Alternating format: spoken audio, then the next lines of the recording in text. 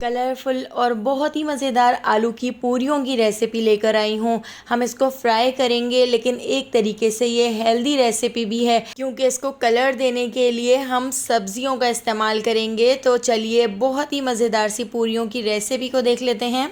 तो इन मज़ेदार सी आलू की पूरियों को बनाने के लिए मैंने यहाँ पर चुकंदर ले लिया है। एक चुकंदर को हमने इस तरह से ग्रेट कर लिया है।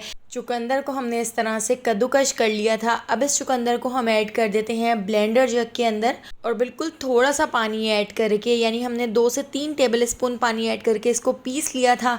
पीसने के बाद इस तरह से स्ट्रेनर से छान कर एक बाउल के अंदर इसको निकाल लेते हैं और इस तरह से हम इसको एक चमचे से दबा दबा के इसका सारा रस निकाल लेंगे। तो यहाँ पर आप देख सकते हैं चुकंदर का जूस हमने निकाल कर रख लिया है और ये जो चुकंदर का मिक्सचर बचा है इसको हम डिस्कार्ड कर देते हैं क्योंकि इसका सारा रस निकल चुका है। तो यहाँ पर देखिए हमारा ज़बरदस्त सा चुकंदर का जूस भी तैयार हो चुका है। तो अब इस जूस से हम एक आटा गूंद लेते हैं। आलू की इन पूरियों को बनाने के लिए मैंने 1 कप भर के मैदा लिया है। इस 1 कप मैदे से हम ढेर सारी पूरियां बना लेंगे।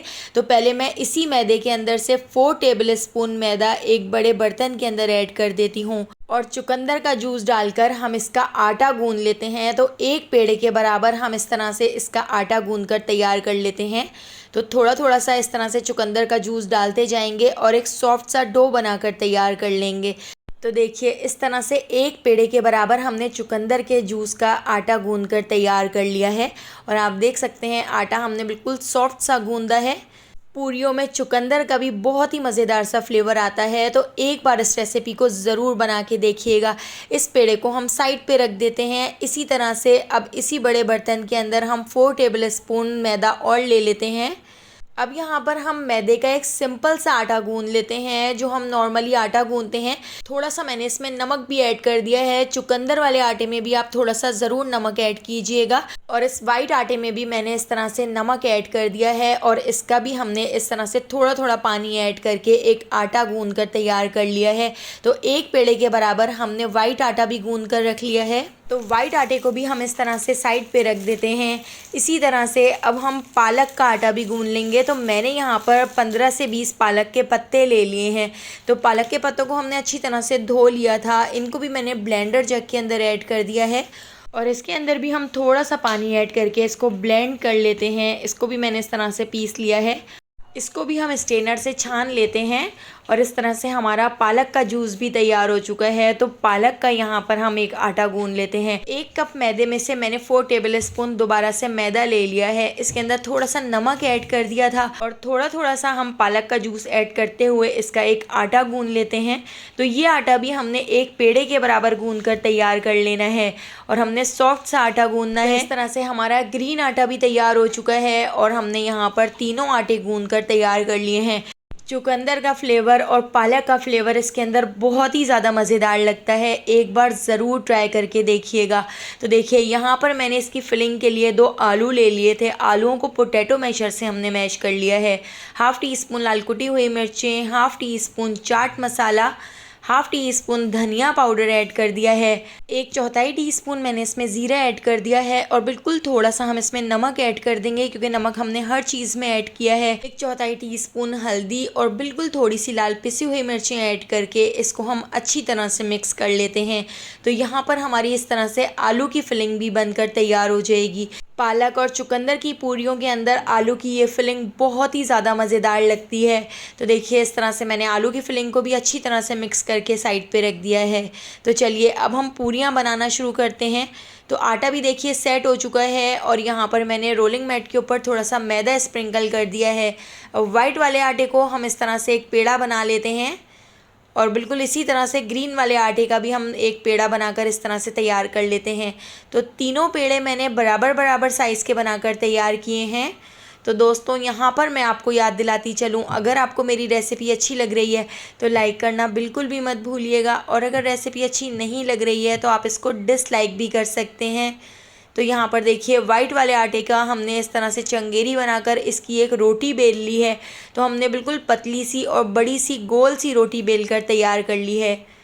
तो इस रोटी को हम साइड पे रख देते हैं। बिल्कुल इसी तरह से हम चुकंदर वाले पेड़े की भी रोटी बनाकर रेडी कर लेते हैं। इसके ऊपर भी मैंने थोड़ा सा मैदा स्प्रिंकल कर दिया है ताकि बेलने में आसानी हो और बिल्कुल इसी तरह से इसकी भी एक बड़ी सी पतली सी रोटी बनाकर तैयार कर ली है। और इस रोटी को हम वाइट वाली रोटी के ऊपर रख देते हैं और बिल्कुल इसी तरह से ग्रीन वाले यानी पालक वाले पेड़े की भी हम रोटी बनाकर तैयार कर लेते हैं। इसके ऊपर भी मैंने थोड़ा सा मैदा स्प्रिंकल कर दिया है और इसकी भी मैंने बड़ी सी और पतली सी रोटी बना ली है। तो तीनों रोटियां हमने बिल्कुल एक ही साइज़ की बनाकर तैयार करनी है और ग्रीन वाली रोटी को भी मैंने इसके ऊपर इस तरह से रख दिया है। अब हम इसको थोड़ा सा इस तरह से बेल लेते हैं ताकि तीनों रोटियां अच्छी तरह से आपस में चिपक जाएं। और अब हम इन तीनों रोटियों का इस तरह से रोल बना लेते हैं।